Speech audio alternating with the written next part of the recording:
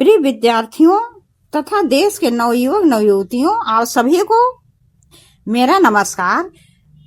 मैं भारत की नागरिक तथा एक साधारण सी हिंदी अध्यापिका हूं और यूजीसी एक्ट 2026 के विषय में अपने कुछ विचार व्यक्त करना चाहती हूं।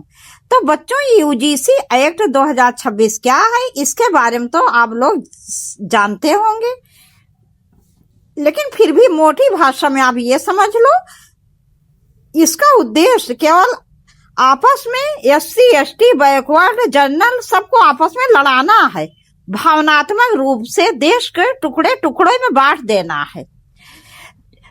कुछ राजनीतिक दल जो कहते हैं कि हम भारत में राम राज्य स्थापित करना चाहते हैं, लेकिन वास्तविकता तो ये है कि इनकी नीति है वही बिल्कुल अंग्रेजों वाली, वोट डालो और राज्य करो।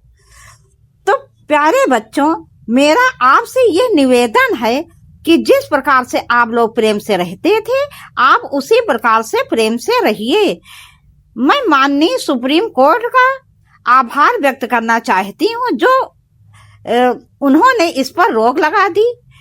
सुप्रीम कोर्ट से तो रोक लग गई, लेकिन आपके हृदय की जो दरारें हैं वो मुझे लग रहा है कि अभी दूर नहीं हुई हैं। वो बच्चे एसटी एससी बैकवर्ड और जनरल के जो एक साथ पढ़ते थे, लिखते थे, एक ही टिफिन से निकाल कर एक दूसरे का खाना खाते थे, क्या बात है बच्चों, आप लोगों में नफरत की भावना क्यों आ गई?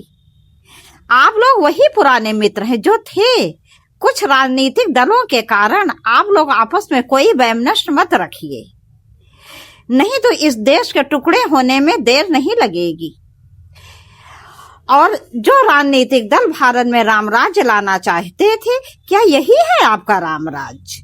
राम राज्य में तो चारों तरफ समन्वय की भावना थी, निर्गुण सगुण का समन्वय, शैव वैष्णव का समन्वय, गृहस्थ वैराग्य का समन्वय। यही तो गोस्वामी तुलसीदास जी ने रामचरितमानस में दिखाया है।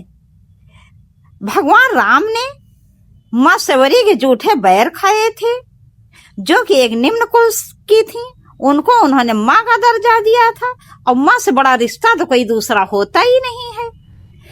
निषाद राज जी जो पिछड़े वर्ग या आप आज के विचार से बैकवर्ड कह लो, रामचंद्र जी के परम मित्र थे।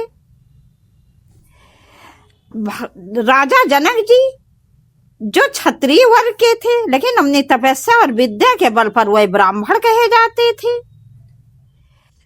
तो आज आप ये जाति धर्म के आधार पर देश को क्यों बांट रहे हैं? अंत में मेरा माननीय प्रधानमंत्री नरेंद्र मोदी जी से निवेदन है, यदि वो वास्तव में भारत में राम राज्य लाना चाहते हैं, तो जाति धर्म और क्षेत्रीयता की भावना से दूर होकर केवल एक विधेयक ले आई कि सभी भारतवासी अपने नाम के आगे भारतीय शब्द जोड़ें। मेरा विश्वास कीजिए, वो दिन दूर नहीं जब भारत में राम राज्य आ जाएगा। यहीं पर मैं अपनी वाणी को विराम देती हूँ। जय हिंद, जय भारत।